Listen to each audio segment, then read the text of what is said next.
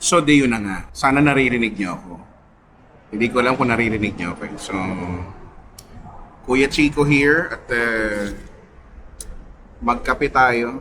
Ngayon ay araw ng Huwebes, Thursday, January 22, 2026. At ako'y walang magawa sa bahay kaya naisip kong lumabas. So, solo mode uli ako ngayon. Andito ako sa Total gas station sa SLEX northbound. Yung malapit sa Eton kung taga South ka. Umorder ako ng coffee bun dito sa Bonjour. Bonjour. Bonjour, mademoiselle. At ng Spanish latte. Hindi Spanish. Spanish latte.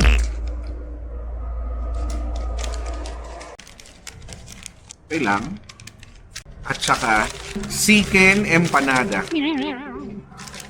So, hindi ko alam kung nakikita nyo ang chicken empanada na parang malamig. Ininit naman ito pero parang wala lang. Mas malamig pa sa pakikitungo niya sa'yo. Ay. Okay. Tapos ngayon itong Spanish na ito, sana hindi masyadong matamis.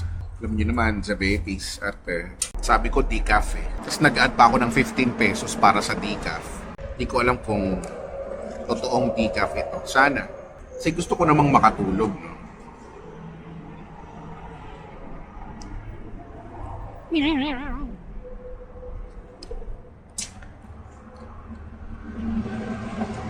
Okay lang.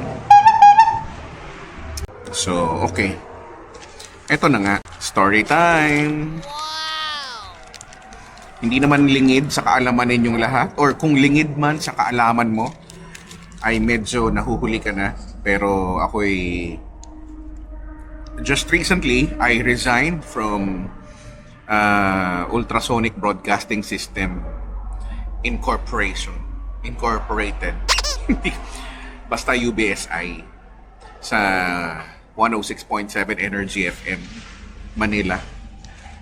At mas masarap talaga ito ng mainit. Kuya naman hindi iniinit eh.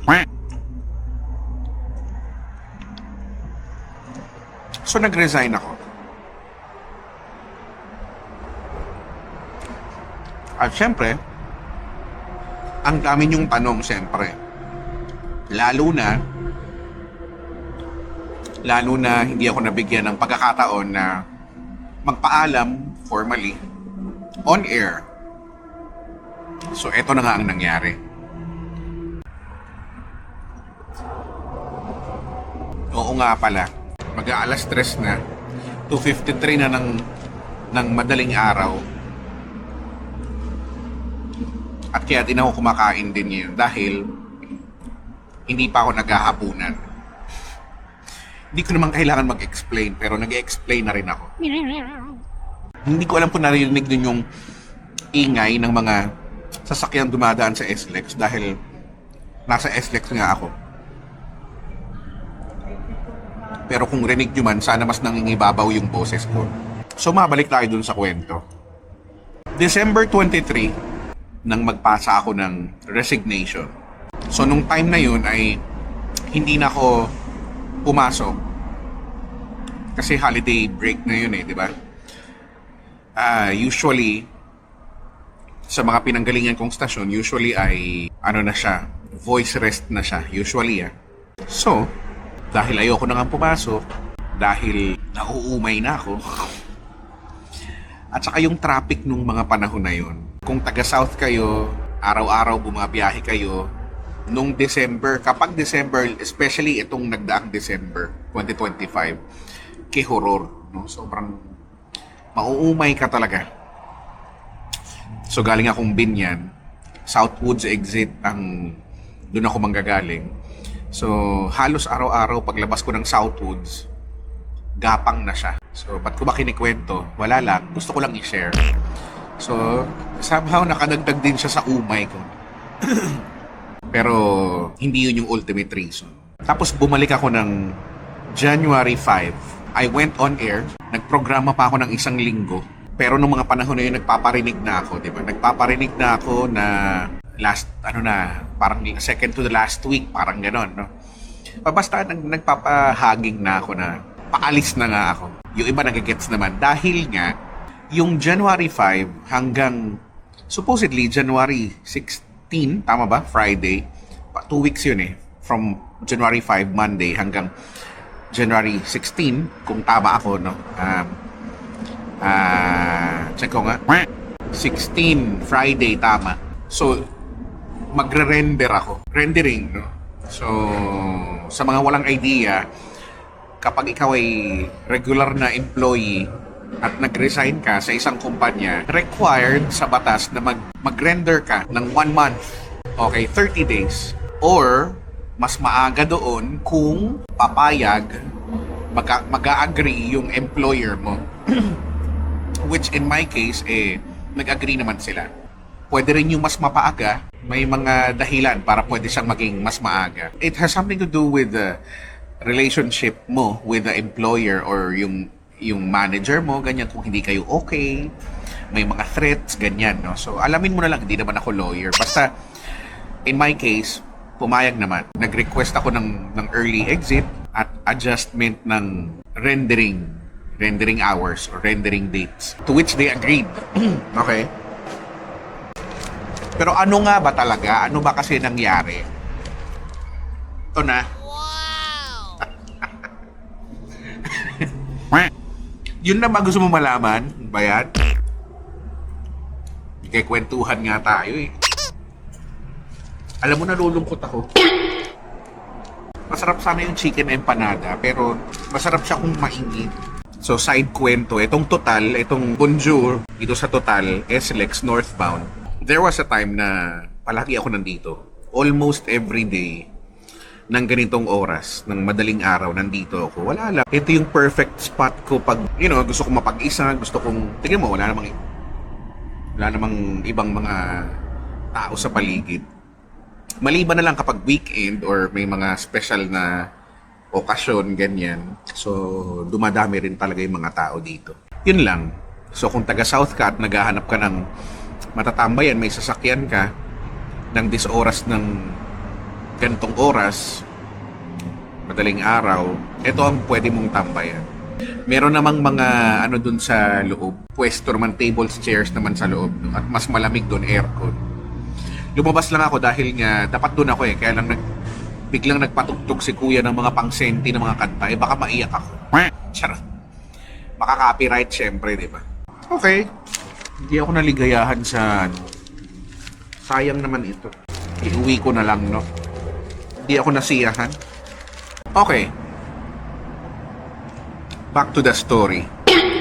October last year, base sa aking recollection, if my memory serves me right, October 2025 ay doon nagsimula ang pagbabago ng mga bagay-bagay. So si Papa Jackson, back then ang aming station manager sa Manila. So basically, siya yung nagmamanage, no, ng Manila station. And then dumating yung isang manager, yung operations manager. Nung dumating siya, siguro after ilang days nung pagbalik niya doon na nakikita-kita namin siya doon, or lalo na ako, bihira ako siya makita dahil panghapon nga ako. Pagdadating ako, patapos na ang office hours. So, after ilang days, umulan ng mga memo. So, yung mga memo ay naglalaman ng mga instructions, or should I say implementations. So basically, may mga bagay siyang binabago doon sa ongoing na implementations. But in short, may binabago siya. Ano yung mga binago? So ito ay again base sa aking, sana naaalala ko ng tama at base sa pagkakasunod-sunod. So, ang unang memo ay dahil daw sa gustong gawing less talk, more music. Okay? Less talk, more music ang Energy FM Manila. So, nag-implement ng no board work policy, no talk policy. Kung natatandaan ninyo, no? Basta Monday yon. Yung memo ay sinerve sa amin ng Sabado, tapos dumaan ng Linggo, Lunes, effective ang implemented yung memo na ngayon na hindi kami magsasalita. Basically, wala kaming show, puro tugtog lang, maliban kay Papa Jackson. For the reason I really don't know, maliban sa gusto nga daw nilang maging less talk, more music. Magpo-focus daw sa music. Ewan ko. It doesn't make sense to me. Ewan ko, baka naiintindihan nyo, pero ako lang naman. Kung music, pwede mo namang baguhin yung music. Ito ay sa akin lang naman. Pwede ka namang magbago ng music while we are still doing our show. At saka alam nyo, ito yan eh. In a radio station or in a production team, hindi maganda or hindi dapat na ganon ang galawan. I mean, lahat ng bagay ay dapat pinag-uusapan, pinagpaplanuhan. Kumbaga, palagi dapat may meeting. Kung may implementation, kung may babaguhin, we should always talk about it first bago i-implement. Para naman magkaroon ng, brainstorming, ng palitan ng ideas, and, minsan hindi magtutugma, hindi magpapare-pareho ng naiisip, dahil maraming factors, di ba? Pero pwedeng mag-meet halfway, pwedeng magtagpo sa gitna, di ba? So mahalaga yung meeting bago i-implement. At isa pa, hindi naman kami kinuha sa kanto lang. I mean, kunyari ako, almost 2 decades na ako sa industriya. Tapos I felt bad na parang bigla na lang kami hindi i-ere. Bakit? Anong meron nang hindi mo kami kinakausap? Nang walang proper meeting man lang, bigla mong sasabihin, hindi kayo i-ere for 1 week. Maliban kay Papa Jackson. Bakit? Anong pagkakaiba ni Papa Jackson sa amin, the rest of the jocks ng mga DJs? Oo, station manager siya. Pero hindi naman yun ang pinag-uusapan. We are your radio personalities. Kung ganun, sana pati si Papa Jackson, di ba? Dapat lahat. Kahit tanungin mo si Papa Jackson, di rin niya naiintindihan eh. That's why, okay, ganun pala. Hindi pala kami pwedeng umere sa mga kanya-kanya naming program. So, ang naisip naming paraan, sabi ni Papa Jackson, ganun ba? Sige, dun kayo umere sa programa ko. So, kung sa mga nakapakinig or nakapanood, kung naaalala nyo, Monday, na hindi kami umere sa mga shows namin, nagkaroon kami ng meeting nun nung umaga. So, hindi rin maganda yung naging hinat na nung meeting talaga na yun. I will not go into so much details about it, pero basta sorry na. May part doon na natatawa ako. No? Pero anyway, nag-decide kami na umere sa programa ni Papa Jackson. So, dun sa program ni Papa Jackson, ang malinaw lang naman dun ay nagpasalamat kami kay Ma'am Becca, our boss, ang may-ari ng kumpanya. Dahil, sobrang bait ni Ma'am Becca, ni Ma'am Rebecca C. Hi, Ma'am. It's almost always the mid-managers. Almost always. Sila talaga hindi ko alam kung bakit. Pero yun na nga, umere kami. So we were saying our thanks to Ma'am Becca. And somehow, sinasabi namin na yung mga hinanaing namin. Kung napakinggan mo ganun yung takbo nun I went like saying on air na kunyari patanong, ang kausap ko nito si Papa Jackson tsaka si Cara. Sabi ko, anong mararamdaman nyo kung ginagawa nyo na ang isang bagay for the longest time and then suddenly sasabihin sa inyong itigil mo ng walang explanation, ng walang kahit na hindi mo naiintindihan. Anong mararamdaman mo? So nagpapahiwatig na ako ng mga ganun. Because that's what really happened. Hindi lang kami para talaga pwedeng magkwento ng kung anong nangyayari kasi nga mayayari nga kami. Pero doing those things, medyo parang gano'n na rin. Pero wala kaming sinasabi. So, syempre, nainis. At pagkatapos nun, alam ko pati si Papa Jackson, hindi na rin pinag-air. So, Monday yon, di ba? So, umere kami. Hindi pinag-air kinabukasan, hindi na rin pinag-air si Papa Jackson. Ng, ng 1 week na rin. Hindi na rin siya, oo. So, Monday lang siya nag-air. Tapos, yun nga, Tuesday, hindi na siya umere. So, yun. And then, ang sumunod nun ay, pasensya na, inaalala ko yung mga pagkakasunod-sunod ng mga bagay-bagay. So, ang sumunod na mga implementation ay ang pagbabago ng programs. So, sa mga palaging nakasubaybay, alam nyo yan, di ba, kung ano yung mga nagbago, nagbago yung mga title ng shows, di ba? So, in my case, yung nakasanayan nating Drive Me Crazy na 6 to 9 p.m. So, nabago. Naging yung 5 to 7 p.m. naging FRC, Energy FRC. Yung FRC stands for Folk, Rock, and Country. It's those type of songs na bihira nyo nang naririnig ngayon na Monday to Friday. Dati medyo, tsaka ngayon naririnig nyo lang yan ng siguro Saturday, Sunday, no? Alam niyo yung mga songs na mga with the likes of yung mga Scorpion, kung alam niyo yung lumang banda na Scorpion, yung mga maiingay. Basta maingay. Basta maingay. Kung ano yung naririnig nyo ngayon, no? Yun yung mga karamihan dun sa mga kanta na yun. Tapos, 7 to 9, energy sa gabi. So, yun na yun. So, again, wala itong meeting ha? Wala itong kahit na ano. At malinaw naman na sinabi niya, nung Monday, no, nung bago kami umere kay Pajak, sinabi talaga niya na itong mga implementations na ito ay ito yung tingin niyang makakabuti sa stasyon. Wow.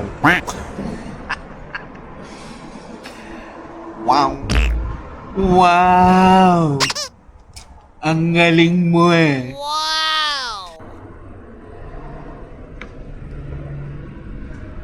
At saka, kung ano daw yung ibigay niyang memo, yun na yung masusunod. And then dun sa meeting na yun, nung Monday na yun, before kami umere kay Pajak nung gabi, at medyo intenseful yung naging meeting namin with this person. At dun na din nagsimula yung, or before pa ito, yung talagang pag-step down ni Pajak as a station manager. Naalala ko yung may linya doon, sabi ni Pajak. So, ibig bang sabihin ito, kahit ako yung station manager, wala akong magagawa dahil sinabi mo at nilagay mo sa memo. And this person answered, yes. Wow! Oo, ganun na nga. Wow! So, wala pala siyang magagawa as station manager. So, nag-step down na siya. So, kumaga, regular jock na DJ na siya. Hindi na namin siya boss. Noong mga panahon na yun. At doon na din yun eh. Alam ko doon na din siya nag-leave na ng 2 months. I guess 2 months. Yung matagal. January na siya bumalik. Habang kami, yun nga, nagpatuloy. No? Ano pa ba? So with Papa Jackson, yun nga, pampered kasi kami. Ito, sasabihin ko ulit. No? Sinabi ko na to on air. Papa Jackson as a station manager is far from being perfect. He is far from being perfect. Pero alam nyo, pampered kasi kami sa kanya. Kaming mga DJs. Spoiled kami. Spoiled kami ni Papa Jackson. Yun ang katotohanan ng buhay. Kaya siguro, alam mo naman, sa isang kumpanya, hindi maiiwasan yung mga inggitan. Daming mga naiingit sa amin sa mga perks namin as a radio personality, as a jock, as a DJ. At hindi nila gustong na-enjoy namin yung mga perks na yun. Yun na nga. Again, he is far from being perfect. Pero ang sabi nga give credit where credit is due. At I would like to say na kailangan din nating i-comment si Papa Jackson sa mga ilang mga bagay na nagawa niya for the station. Siyempre hindi ko na para isa-isahin kung ano yung mga nagawa niya over the years, pero imposible namang wala. So meron, madami. Kung alam niyo lang. So siyempre may mga bagay din kami kinaiinisan sa kanya. Ganoon naman talaga, di ba? Parang lahat naman tayo may kinaiinisan sa boss natin, no? At siya naman, on the other hand, hindi naman lahat pwede niyang, maibigay sa mga empleyado. Pero one thing is for sure, pampered kami. Pampered kami ni Papa Jackson. Spoiled kami. Lahat At isa na doon yung kapag ka nga sa pagka nga December at kapag Holy Week, kapag ka nagsa-sign off, 'di ba? That's the only time na nagsa-sign off din ang mga radio stations para yung mga sa engineering department naman ay makabuelo sila, makapaglinis, makapag-ayos, makapagkumpuni ng mga bagay-bagay. So, Holy Week, mahal na araw. At isa doon yung December din na may voice rest ang mga DJ. At least sa amin, nakasanayan na namin siya over the years. So, nung nag-step down si Papa Jackson, itong kinikwento kong manager na to, operations manager, siya na rin yung nag-assume as station manager na rin. So, lahat na siya na. So, binago niya. Tinanggal niya na yung mga holiday, no? Yung binalik niya sa dati, yung as a part of the media, walang holiday, ganyan. Kay Papa Jackson kasi meron. So, walang Christmas and New Year holiday. So, ako, dahil nga umay na rin ako sa mga nangyayari, ganyan, sa traffic. So, nag-file ako ng leave without pay na ngayon. Kasi ubos na yung leave ko. At hindi in-approve. Ayun. So, hindi siya in-approve, no? So, eto na yun. So, dahil hindi siya in-approve at ako'y decided na talagang hindi pumasok, talagang ayoko nang pumasok. Kinakaladkad ko na yung sarili ko pag pumapasok. That's when I decided to resign, to file my resignation letter. Dahil, siyempre, pag hindi ko ginawa yon at hindi ako papasok, disapprove nga yung leave ko, maaawol ako. Absence without leave. Offense siya sa kumpanya dahil nga kami ay mga regular na empleyado. So, ganun din yun. Alam mo, mapapahamak ka lang. Alam ko naman yun. So, kaya nag-decide na rin ako mag-leave. At kumaga, alam ko naman, doon din naman ako papunta. Nararamdaman ko naman na. So, napaaga lang. At sinabi ko rin naman to sa kanya nung pinirmahan niya yung aking clearance. Sinabi ko naman sa kanya na siya talaga yung deciding factor kung bakit ako nag-leave. May mga factors na rin na iba, no? Pero siya talaga yung deciding. Kumbaga siya yung nail in the coffin, sabi nga. Para mag-decide akong mag-resign na talaga. Yun ang nangyari. So, okay na ba? Nakwento ko na ba sa inyo? Yun. Yan ang mga tunay na nangyari. Sana na-explain ko ng malinaw. So, alam ko marami pa kayong tanong, ganyan naman kayo palagi. Pero, itatry kong mag-live after ma-post ko ito. May kulang pa ba ako sa kwento? So, eto pala, so bumalik ako ng January 5. Okay. January 5 ay Monday. So, umere pa ako ng hanggang January 9, Friday. Okay. Tapos, yun yung mga sinasabi ko na makinig kayo next week kasi last week na yon. Sinasabi ko naman na kasi plano ko pa naman, ere pa naman ako nun. Sana, dapat. No? So, that's January 9. So, dumaan ng Saturday, Sunday, January 11. Yun nga, kita kami nung manager, pipirma siya ng clearance. Kasi hindi kami magkikita nung week na darating dahil may pupuntahan sila kasama nung aming station engineer na signatory din. So, pinuntahan ko na para pumirma na silang dalawa. At kasabay nun ay binigyan niya ako ng memo. At while reading the memo, ay sinasabi din niya sa akin verbally na wag na akong umere next week. Yun yung sanang last week ko. So that's January 12 to January 16. Yun yung last week ko So wag na daw akong umere. So ako naman, somehow expected ko na rin. Sa totoo niyan, yun yung January 5, ina-expect ko hindi na ako ipapag-ere. Hindi na ako papayagan. Pero wala naman sinabi, so umere pa rin ako.